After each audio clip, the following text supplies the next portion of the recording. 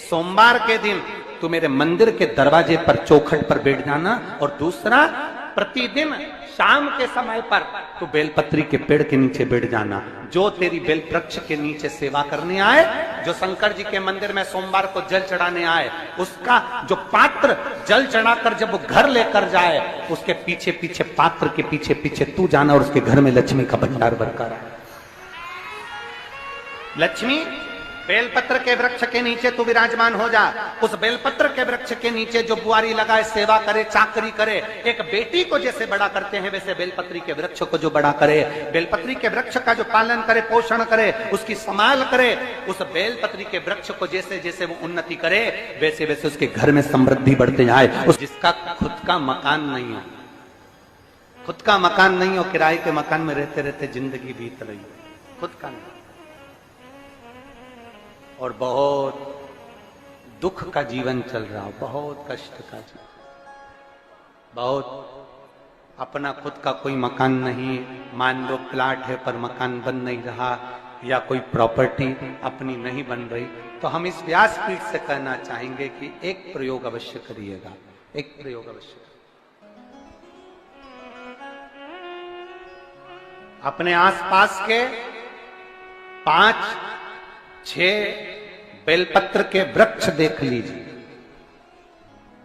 अपने आसपास के नजदीक के 5-6 बेलपत्र के बड़े बड़े वृक्ष देख लो, या छोटे वृक्ष देख लो। उन 5-6 वृक्ष को धीरे धीरे उनकी सेवा करना प्रारंभ करो, उन वृक्षों को बड़ा करना प्रारंभ करो, उन वृक्ष के नीचे सफाई करना प्रारंभ करो, उन वृक्ष को जल देना प्रारंभ करो, उन वृक्ष को आप खाद देना प्रारंभ करो, उन वृक्ष की सेवा संभाल करना प्रारंभ कर दो, उस वृक्ष के नीचे बुआरी काटना प्रारंभ कर दो, झाड़ू लगाना प्रारंभ कर दो, उस वृक्ष के नीचे सफाई करना प्रारंभ कर दो। उस बेलपत्री के 5-6-7 वृक्ष को आप गोद ले लो। गोद लेना मतलब मैं इसकी सेवा करूंगा, मैं इसमें जल दूंगा, मैं इसके खाद दूंगा, मैं इसकी सेवा करूंगा, कुछ मत करो, बस केवल इस शरीर से उस बेलपत्र के वृक्ष की सेवा करना रोज प्रारंभ कर दो। 6 महीना इंतजार करना और 6 महीना लगातार सेवा करना, 7वां महीना आपका और हमारा, और बताना कि भोलेनाथ ने प्रॉपर्टी दिलाई कि नहीं दिलाई और आगे बढ़ा है।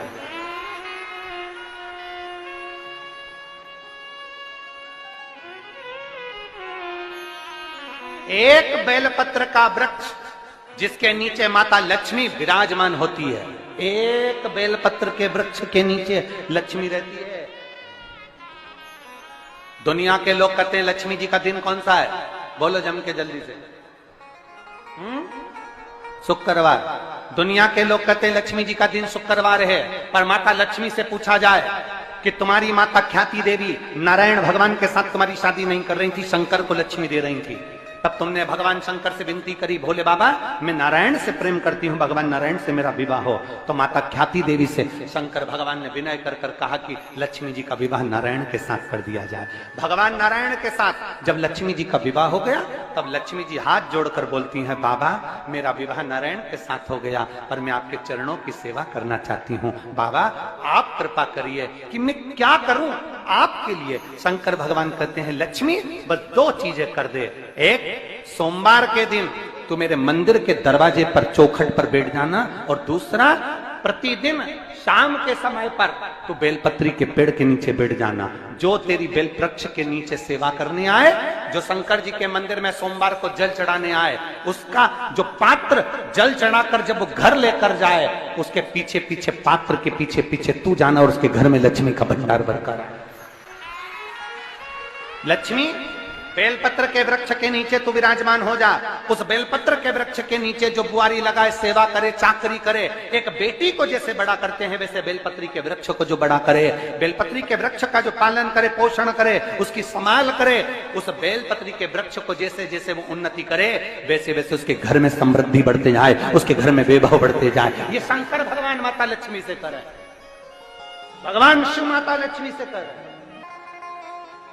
तो भस्म, अगर शिव के मंदिर में भस्म मिल जाए, शंकर पर चढ़ी हुई भस्म अगर मिल जाए तो, और अगर भस्म ना मिले ना, तो शंकर के जो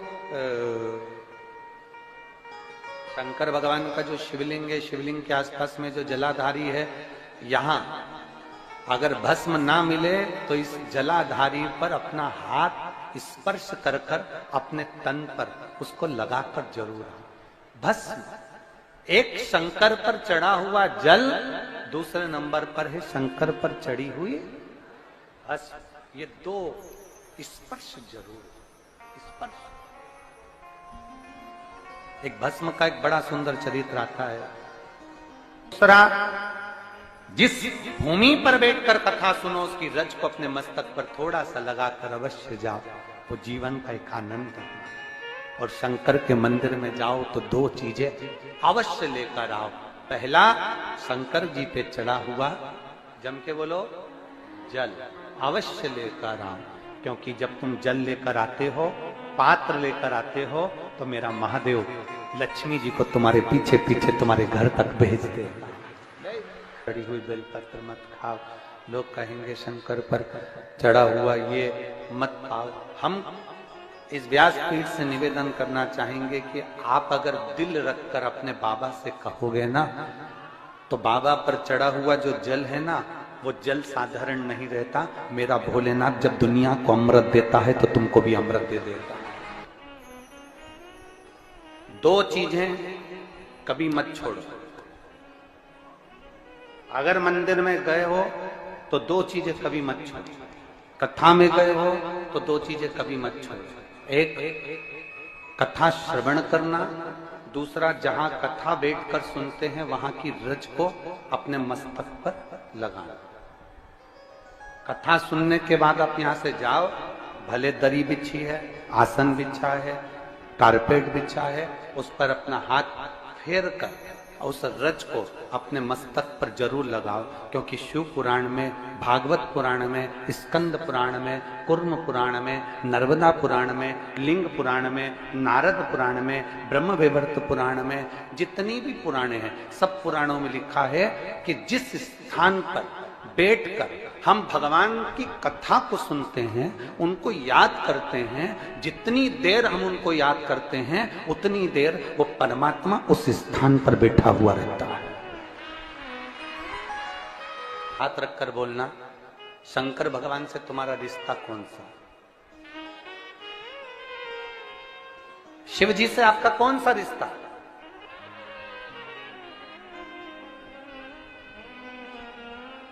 शंकर भगवान को आप क्या मानते हो? हमने आपको एक संबंध बताया था कि सीहोर कुबेरेश्वर धाम आपका मायका है, तो हम आपके भाई हैं, तो शंकर भगवान आपके पिता हैं, आपके बाप हैं, आपका बाबा है, आपका दादा है।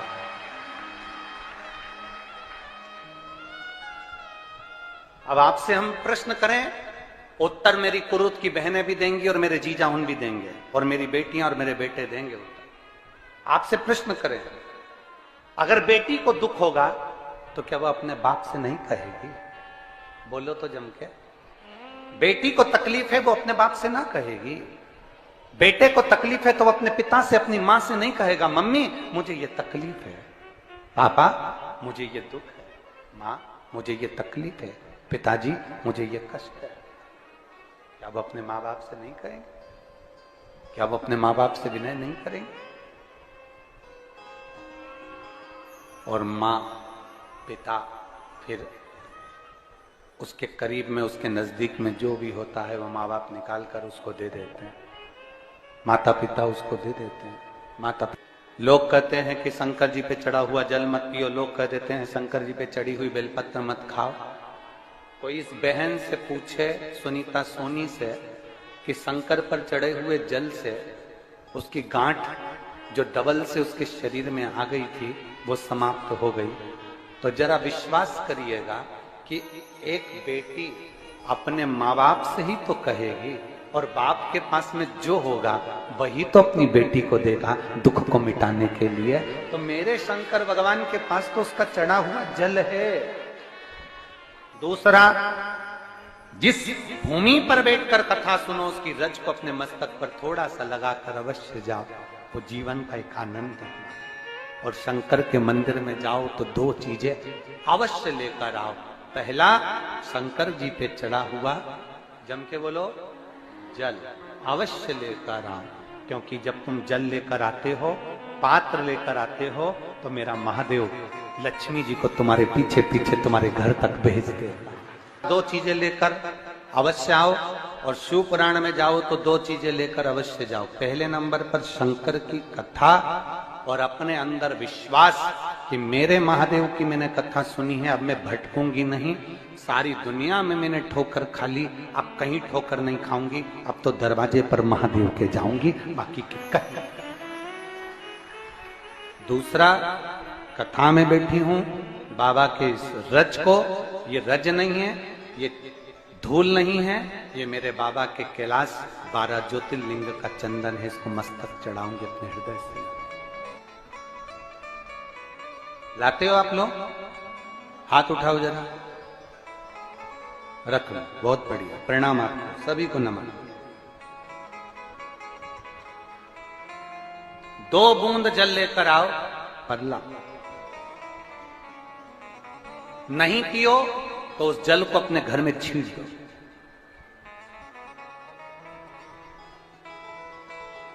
नहीं पी सकते उस जल को छींट दो। सारे घर के लोग नहीं पी रहे, उस जल को मटके में डाल दो, हंडे में डाल दो। 2 बूंद जल हंडे में डाला, सब पी गई। आपको अलग अलग किसी को देने की जरूरत नहीं पड़ी, किसी को नहीं। हंडे में डाल दो, मटके में डाल दो, सब उस पानी को पीना राम।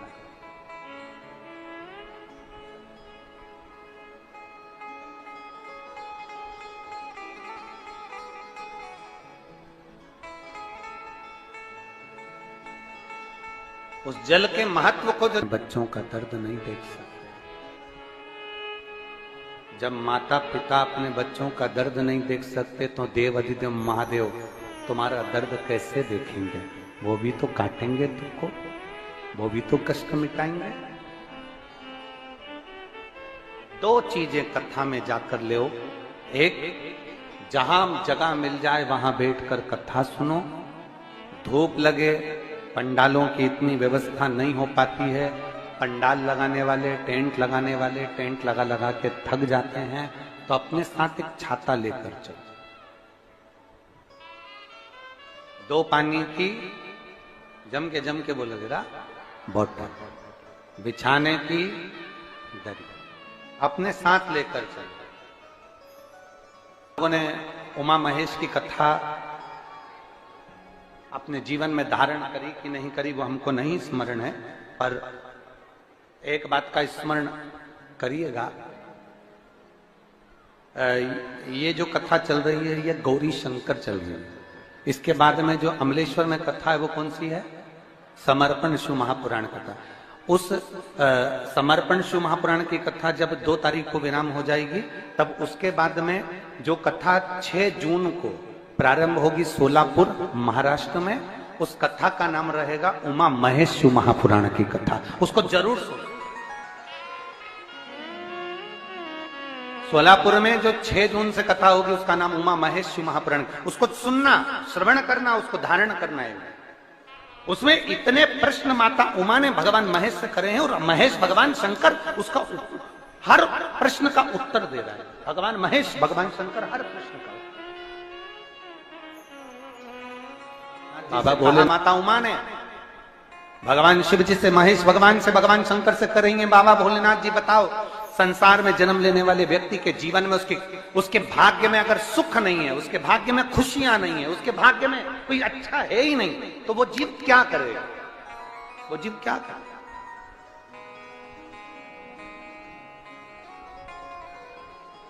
भगवान शंकर कह रहे हैं, पार्वती,